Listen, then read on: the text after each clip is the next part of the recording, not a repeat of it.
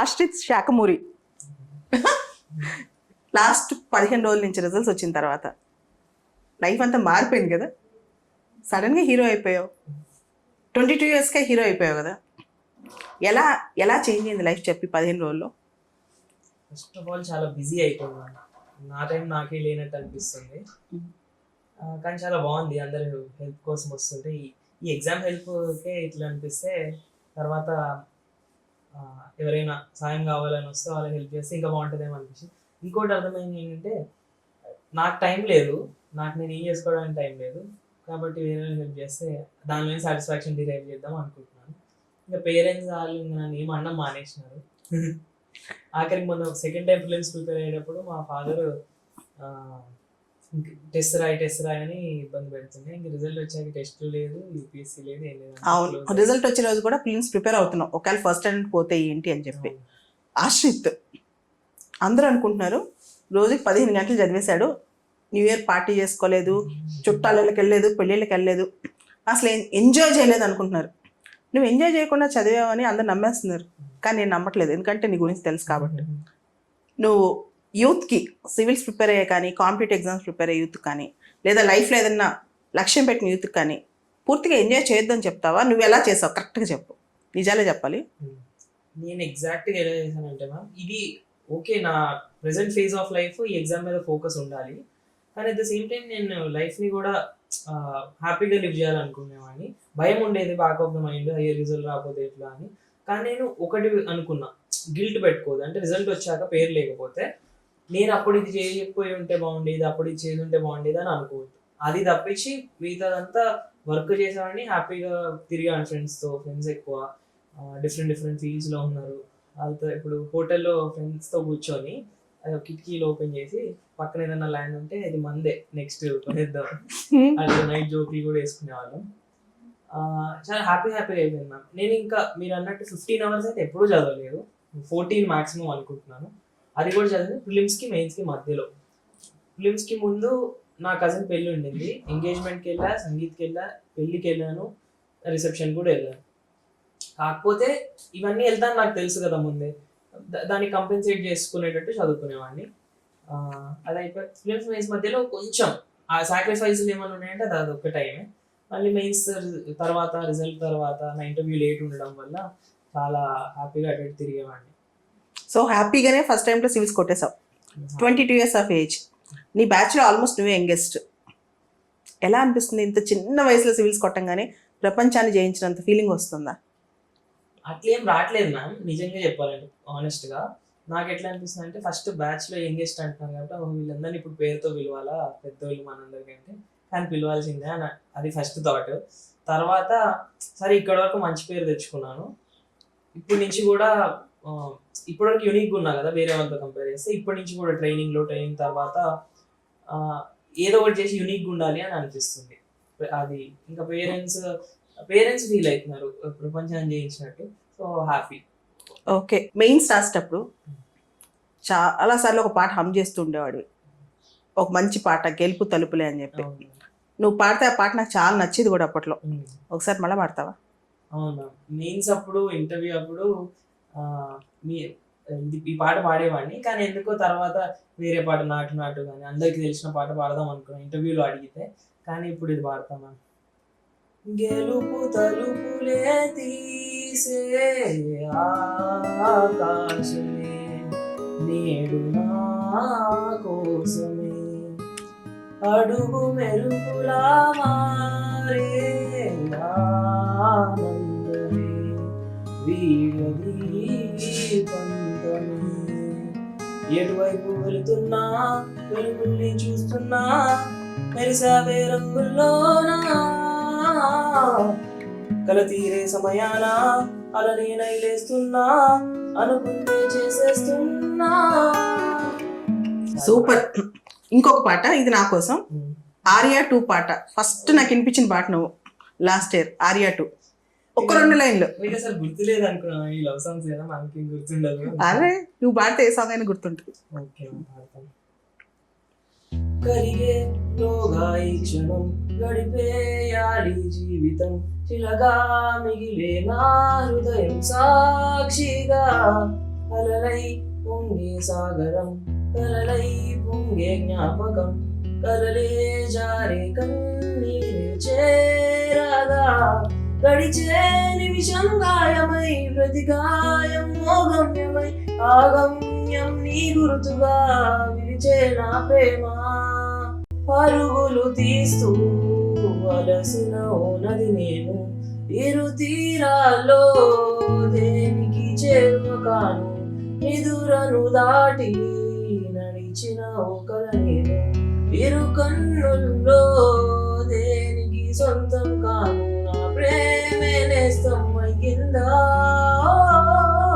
నా సగమేదో ప్రశ్నగా మారిందా నేడి బంధానికి పేరుందా ఉంటే విడదీసే వీలుందా కరిగేలోగా ఈ క్షణం గడిపేయాలి జీవితం. సూపర్. Thank you. సో కరిగేలోగా ఈ క్షణం గడిపేయాలి జీవితం. అట్లే ఉండేది నా లైఫ్ చాలా సార్లు. ఒక 80% టైమ్స్ అట్లే ఉండేది, 20% టైమ్స్ టెన్షన్ పడుతుండే. కరిగేలోగా 3 నెలలు రాసేసేయాలి మెయిన్స్, అలా రాసేసావు. 100 days విపరీత. ఆ 100 days విపరీతంగా చదివాను, ముందు వెనకాల మొత్తం. ఆ 100 days నీ లైఫ్లో ప్రతి ఆల్మోస్ట్ ఎవ్రీడే నాకు తెలుసు అంత కష్టపడ్డావు. సో ఇప్పుడు నాకేం కావాలంటే మెయిన్స్ వాళ్ళకి, ఇయర్ మెయిన్స్ వాళ్ళకి ఆశ్రిత్ ఫస్ట్ అటెంప్ట్లో 3 నెలల్లో మెయిన్స్లో అంత స్కోర్ ఎలా వచ్చింది? అందరికి పెద్ద డౌట్. 2 నిమిషాల స్ట్రాటజీ చెప్పు. 2 నిమిషాలు అంటే న్యూస్ పేపర్ ఎక్కువ చదవాలి, మన చుట్టూ అయ్యే విషయాలన్నీ తెలియాలి. ఇంకా నేను పట్టుకున్న ఫార్ములా ఏంటంటే మ్యామ్, వరల్డ్ హ్యుమానిటీకి ఇంపార్టెంట్ అయిన టాపిక్స్, ఇండియాకి ఇంపార్టెంట్ అయిన టాపిక్స్, ఇంకా ఎక్కువ న్యూస్లో కనిపించే టాపిక్స్, ఇవన్నిటి మీద ఎక్స్ట్రీమ్ ఫోకస్ ఉండాలి. వేరే అన్ని తెలిసి ఉండాలి బేసిక్స్. అప్పుడు మెయిన్స్ మనం బాగా రాయొచ్చని అనుకుంటున్నాను. ఆన్సర్ రైటింగ్ ప్రాక్టీస్ కూడా చాలా బాగా చేయాలి మ్యామ్. అంటే నాకు ఒక అన్నయ్య చెప్పేవాడు, ఫిలిమ్స్ అంటే చదవాలి, మెయిన్స్ అంటే రాయాలి, ఇంటర్వ్యూ అంటే మాట్లాడాలి అని చెప్పేవాడు. సో అది నేను మైండ్లో పెట్టుకొని చదవకపోయినా, నేను ఇంకా 100 daysలో 70 days చదివింది ఆంథ్రోపాలజీ. కానీ జిఎస్ టెస్ట్లు రాస్తూనే ఉండేవాడిని గ్యాప్ లేకుండా. ఇప్పుడు మీ టెస్ట్ సిరీస్ ఉంటుంది మన సిఎస్బి వాళ్ళదే, 1 hour టెస్ట్ ఉంటాయి. అవి ఎవ్రీ ఆల్టర్నేట్ డే. అసలు నాకు చదవడానికే టైం లేదు, కానీ ఎగ్జామ్ పోయి రాసి వచ్చామండి. దానివల్ల స్పీడ్ వచ్చింది. ఆశ్రిత్ మెయిన్స్ రాసేటప్పుడు నేను ఎన్నిసార్లు కలిసి ఉంటాను? 25 times. 25 times. 30 times. అంటే 3 రోజులకి ఒకసారి వేసుకోండి, 90 days కదా. కలిసాను కదా. అప్పుడు నీకే నమ్మకం లేదు నీకు ఇంత ర్యాంక్ వస్తుందని. నాకు లేదనుకో, కానీ చిన్నోడు కదా ఆశ్రిత్, చిన్నోడు దిగులు పడతాడేమో అని చెప్పి రెగ్యులర్ కలిసేదాన్ని నేను. 3 రోజులకి ఒకసారి వేసుకోండి మ్యామ్, 25-30 times వస్తుంది. బయట ఏంటి తెలుసా టాక్, మ్యామ్ ఆశ్రిత్ ఓన్లీ ఒక మాక్ ఇంటర్వ్యూ చేసేసి ఆశ్రిత్ ని రిజల్ట్ రోజు పట్టుకొచ్చేసుకుంది అని. నేను వచ్చాను కదా, మీకు తెలుసు కదా. సరే, ఇంటర్వ్యూ 206 marks. Interview 206 marks. చెప్పు ఎలా వచ్చింది సీక్రెట్? ఇంటర్వ్యూ నాకు అనిపించింది ఏంటంటే మ్యామ్, నిజంగానే పర్సనాలిటీ టెస్ట్ అనే దానిలో పర్సనాలిటీయే చూస్తున్నారు. మరి ఇంకా మనకి నాలెడ్జ్ లో ABCDs తెలియకపోతే తప్ప they are not focusing on knowledge. Personality, కొంతమందికి మంచి పర్సనాలిటీ ఉంటుంది, మరి నాకు ఎందుకు రావట్లేదని వాళ్ళకి డౌట్ వస్తుంది. ఆ ఉన్న పర్సనాలిటీని ప్రొజెక్ట్ చేయగలగాలి. అరే నేను మంచోడిని, నాకు ఈ ఐడియాస్ ఉన్నాయి, నేను ఇది ఇలా ఇంప్లిమెంట్ చేయగలుగుతాను, లేకపోతే ఛాన్స్ ఇస్తే ఇక్కడ చూపించగలుగుతాను, అది వాళ్ళకి తెలియజేయాలి మ్యామ్. లేకపోతే యావరేజ్ మార్క్స్ ఇస్తారు. ఎందుకంటే మనం నెగిటివ్గా ఏం చూపించట్లేదు, కానీ పాజిటివ్గా కూడా చూపించుకోవట్లేదు కదా. సో అట్లా ఆనెస్ట్గా ఉండాలి. ఇంత చిన్న క్వశ్చన్ అయినా, ఇప్పుడు నేను తెలంగాణ నుంచి అండి, నాకు రజాకార్స్ కూడా తప్పు చెప్పినాను. నేను పోలీస్ యాక్షన్ అంటే తెలియదు అని చెప్పాను. ఎందుకంటే పోలీస్ యాక్షన్ అనగానే మ్యామ్ 1948 చదివిన మిలిటరీ యాక్షన్ కదా, అంటే ఆపరేషన్ పోలో కదా, ఇది అదే మొదలే అనుకున్నాను. అది చెప్పకపోయినా నాకు దానివల్ల ఏం ఎఫెక్ట్ అవ్వలేదు. నేను 206 one of the highest scores. అది ఎఫెక్ట్ ఏంటంటే 180, 190 వేసేవాళ్ళేమో. నువ్వెంత మంచోడో తెలుసా. 206 వచ్చిన తర్వాత నేను బాగా చేశాను, ఏదో 1-2 క్వశ్చన్ సరిగ్గా చెప్పలేదు, అయినా నా అచీవ్మెంట్ వల్ల నాకు వచ్చింది, దీనివల్ల నాకు వచ్చిందని చెప్పుకుంటారు. కానీ నువ్వు అట్లా కాదు, నాకు రజాకార్లు అంటే సరిగ్గా తెలియదు, నాకు 206 వచ్చాయని ఇంత ఓపెన్ చెప్తున్నావు. ఇంత మంచితనం ఏంటి నువ్వు? ఎందుకంటే మ్యామ్ నేను చాలా సార్లు అనుకునేవాడిని, ఇప్పుడు అపాల మిశ్రా కానీ లేకపోతే టాప్ వచ్చిన స్కోర్స్, వీళ్ళు ఎంత బాగా చెప్తే ఏం మిస్టేక్ చేయకపోతే అన్ని మార్క్స్ వచ్చినాయని మిత్ ఉండేది నాకే. సో ఇప్పుడు నేనే అది బ్రేక్ చేశాను కాబట్టి నేను కూడా ఇట్లా అనుకునేవాడిని, ఇట్లా బ్రేక్ అయిపోయింది అని వాళ్ళకి చెప్తే నెక్స్ట్ టైం ఇంటర్వ్యూకి వచ్చిన వాళ్ళు టెన్షన్ పడకుండా వాళ్ళకి వచ్చింది చెప్తారని చెప్తున్నాను. Right. Ashrith, 38 years of service. 2023 batch IAS, Shakamuri Sai Ashrit. He is going to lead the country for the next 38 years. 25 years తర్వాత సిఎస్ అవుతావు, అంతా బాగుంటే క్యాబినెట్ సెక్రటరీ లెవెల్కి వెళ్తావు. దేశానికి ఏం చేద్దాం అనుకుంటున్నావు? అసలు ఇంత చిన్న వయసులో సివిల్ సర్వీసెస్లోకి వచ్చావు కదా, నువ్వు ఎలాంటి సర్వీస్ చేద్దాం అనుకుంటున్నావు? నీ లైఫ్ భవిష్యత్తు ఎలా ఉండాలనుకుంటున్నావు? నేను నా ఫస్ట్ అన్నట్టు నాకు అర్థమైంది నా టైం నాకు ఉండదని. సో నేను చేసే జాబ్ కూడా ఫుల్ బ్యూటిఫుల్గా చేద్దామని ఫిక్స్ అయ్యాను. అట్లయితేనే నాకు సాటిస్ఫాక్షన్ వస్తుంది. 18 hours a day 16 hours a day work చేసినాక కూడా. సో నాకు అనిపించింది నాకున్న ఒక జాబ్ ప్రొఫైల్ ఉంటుంది కదా, ఆ బౌండరీస్ ఉంటాయి. ఆ బేర్ మినిమం వర్క్ అయిపోయాక మిగతాదంతా ప్రొయాక్టివ్గా, అంటే డీప్గా ఏం ఆలోచించలేదు, కానీ ప్రొయాక్టివ్గా మోర్ రెస్పాన్సివ్ గవర్నెన్స్లో నేను ఇన్వాల్వ్ అవ్వాలనుకుంటున్నాను. ఇప్పుడు ఏదైనా ట్రైబల్ ఏరియాలో వేస్తే ఒక ఐఏఎస్ ఆఫీసర్ ఉన్నారు, వాళ్ళు ట్రైబల్ లాంగ్వేజ్ నేర్చుకున్నారు, ఆమె పేరు గుర్తు రావట్లేదు, దేవరాజ్ అని ఉంటారు. సో అట్లా అంత రెస్పాన్సివ్గా అంత ప్రొయాక్టివ్గా సర్వీస్ చేయాలని నేను అనుకుంటున్నాను. నాకు బ్యాక్వర్డ్ ఏరియాస్లో వేస్తే బెటర్ అని నా ఫీలింగ్. నేను కొంచెం ఈజీగా ఎంపథైజ్ చేస్తాను. సిటీస్లో వేసేదానికంటే బ్యాక్వర్డ్ ఏరియాస్లో వస్తే వాళ్ళ ప్రాబ్లమ్ సాల్వ్ చేస్తే చిన్నదైనా వాళ్ళు లైఫ్ లాంగ్ గుర్తుపెట్టుకుంటారని నా ఫీలింగ్. సో ఆ డైరెక్షన్లో వర్క్ చేద్దాం అనుకుంటున్నాను. నా సర్వీస్ కూడా క్లీన్గా యాజ్ ఫార్ యాజ్ పాసిబుల్. నీకు డబ్బులతో పని అంటే మీ డాడీకి కావాల్సినంత ఉందంట కదా? ఏమో అంటే బేసిక్ మినిమం ఎమ్యూనిటీస్. అదే, నీకు డబ్బులతో అవసరం లేదు, దేంతో అవసరం లేదు, only your Born for service today. Father కూడా అదే మోటివేట్ చేస్తారు. అదే మదర్ చదువుకున్నప్పుడు చెప్పలేదు, ఇప్పుడు ఏం చెప్పరు, నువ్వు ఇట్లా చేయాలి అట్లా చేయాలి అని. ఎప్పుడు తిన్నావా పడుకున్నావా ఇంతవరకే. ఫాదర్ మాత్రం చదివేటప్పుడు చెప్తారు, ఇప్పుడు కూడా చెప్తారు సర్వీస్ చేయాలి అని. మీ డాడీ కూడా ఉన్న దాంట్లో చాలా మంచి సర్వీస్ చేస్తుంటారంట. నీకు రిజల్ట్స్ వచ్చాక చాలా మంది మీ డాడీ తెలిసిన వాళ్ళ దగ్గరకు వచ్చారు. ఆశ్రిత్ వయసు అంతా బోల్డ్ మంది అమ్మాయిలు ఉన్నారని చెప్పి నా దగ్గరికి 50 పెళ్లి సంబంధాలు వచ్చాయి. అంత ఇంప్రెసివ్ పర్సనాలిటీ నీది. నేను చెప్పా ఆశ్రిత్ చాలా చిన్నోడు, 22 years అయ్యి ఇప్పుడేం పెళ్ళి, మీరు వెళ్ళండి తర్వాత చూద్దాం అని చెప్పాను. బాగా చెప్పానా? Okay, good good good. నాకు నా లైఫ్ ఒక 5-6 years ఉండాలని, నాకు నేను ఎంజాయ్ చేయాలనిపిస్తుంది. సో ఫస్ట్ మొన్న 2 years మిస్ అయిపోయినాను. అంటే ఎంజాయ్ చేసినాం బాగానే, కాకపోతే back of the mind preparation ఉండింది కదా. ఇప్పుడు కేర్ ఫ్రీగా కొన్ని రోజులు ఉందాం అనుకుంటున్నాను. లబాస్నాలో ఏం చేయాలనుకుంటున్నావు? ఒకసారి వెళ్తావు జూలై 31st రోజు, ఏం చేయాలనుకుంటున్నావు? నాకు అనిపించింది మ్యామ్, నాకు వచ్చిన సజెషన్స్ అడ్వైజుల ప్రకారం అక్కడ ఉన్న అన్ని యాక్టివిటీస్లో ఇన్వాల్వ్ అవ్వాలి అనుకుంటున్నాను. ఇందాక చెప్పినట్టు నేను అక్కడ కూడా యూనిక్గా అనిపించుకోవాలనుకుంటున్నాను కాబట్టి అన్ని అక్కడ ఉన్న యాక్టివిటీస్లో ప్రొయాక్టివ్గా ఇన్వాల్వ్ అయిపోయి ఒక మంచి, మీరు అన్నట్టు ఆశదాన్ని ఒకడు ఉన్నాడు అని అందరికీ తెలిసే చాలు, అందరితో మంచి ఫ్రెండ్స్ చేసుకోవాలనుకుంటున్నాను. బికాస్ వాళ్ళు ఇంకా లైఫ్ అంతా వాళ్ళే ఫ్రెండ్స్ ఉంటారని. Okay, next 40 years, next 1 year decide చేయబోతుంది. How you are going to be in లబాస్నా.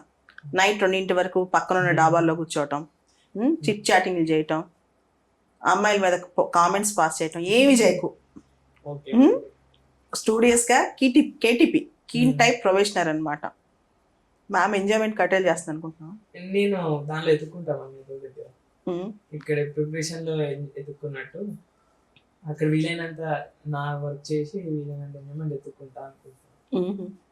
Okay, so అమ్మ నాన్న ఫుల్ హ్యాపీగా ఉన్నారు కదా, ఇంకా వాళ్ళ కోసం ఏం చేయాలనుకుంటున్నావు? చెప్పాలి, నువ్వేం చేస్తే వాళ్ళు హ్యాపీగా ఉంటారు? ఫాదర్ అయితే ఇంకా సర్వీస్ చేస్తే హ్యాపీగా ఉంటారు, మంచి పేరు తెచ్చుకుంటే. ఫస్ట్ హ్యాపీ తెలంగాణ క్యాడర్ వస్తుంది, కానీ అది రాదని నేను వాళ్ళని మంచి ప్రిపేర్ చేసి పెట్టాను. మహారాష్ట్రనే పక్కనే కాబట్టి ఎప్పుడైనా రావాలనుకుని బట్టి వచ్చేయచ్చు. అది తీసేస్తే ఫాదర్ అయితే ఇంకా సర్వీస్ చేసి మంచి పేరు తెచ్చుకుంటే అది ఇంకా ఈ will be the happiest. Mother అసలు నాకు ఎప్పుడు అడగారు మనం ఇది చెయ్యి అది చెయ్యని. సో ఒకసారి అడగాలి, మీరు అన్నారు కదా. నేను మామూలుగా నాలాగా ఉంటే షీఈస్ వెరీ హ్యాపీ. నేను ఇట్లా ర్యాంక్ వచ్చినా కూడా ఆడుతూ పాడుతూ ఇంట్లో జోకులు వేస్తూ పాటలు పాడుకుంటూ అట్లే ఉంటా. మదర్కి అట్లా ఉండడమే ఇష్టం కూడా. ఎప్పుడు ఆ ఇన్నోసెన్స్ అది మెయింటైన్ చేయాలని అనుకుంటున్నాను. Okay, all the best Ashrith. Thank you. వచ్చే 40 yearsలో ఇండియాని నీ వంతుగా, అంటే ఒక వ్యక్తి అనుకుంటే వ్యవస్థలాగా పనిచేయవచ్చు, నీ వంతుగా ఒక అడుగు ముందు తీసుకెళ్తామని. ముఖ్యంగా you are going to lead India in the Amrit Kaal. 2047లో ఆశ్రిత్ ఒక లెవెల్లో ఉంటాడు. మంచి చేసే స్థాయిలో ఉంటాడు. అందరికీ మంచి చేస్తామని, మంచి పేరు తీసుకొస్తామని, దేశాన్ని, నన్ను, అమ్మని, నాన్ని అందరినీ గర్వపరుస్తామని కోరుకుంటున్నాను. ఆ రోజున మళ్ళా నీ ఇంటర్వ్యూ మళ్ళీ తీసుకుంటాను. Okay, thank you. ఎప్పుడు 2047 నువ్వు ఏదైతే ప్రామిస్ చేసావో మన ఇద్దరి మధ్య జరుగుతుంది. ఓకే సో మళ్ళీ 2047 రోజు ఆ ఇయర్లో మళ్ళా అంత బాగుండి బాలత మ్యామ్ ఇంతే ఉంటే మళ్ళీ నీకోసం ఒక ఇంటర్వ్యూ నువ్వే రావాలి. ఉంటారు మ్యామ్, మీరు ఇట్లే ఉంటారు, ఆస్పిరెంట్స్ వస్తూనే ఉంటారు మీ దగ్గరికి ర్యాంకుల కోసం. Okay, bye, thank you. Thank you ma'am.